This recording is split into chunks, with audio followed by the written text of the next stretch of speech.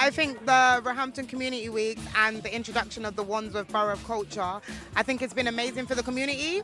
Not only has it given it local artists and local residents an opportunity to come together and create something, whether it be murals, art, or just workshops, it's also given local artists an opportunity to get paid for their work and also get recognition from their area and their community. And I think for some artists, just giving them the opportunity to believe in themselves and for their work to come to life and just for them to really connect with everyone, and I think that's really important. For myself and Faye, it gave us an opportunity to come together and actually collaborate, which we've been wanting to do for a long time, but there's never been an opportunity. So this has been an amazing opportunity.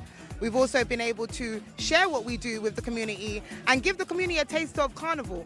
The whole idea was we're far from the Carnival, but we're the Borough of Culture, and Carnival is a part of Black African culture. So we thought, why not bring a piece of it to Roehampton as part of the Community Week?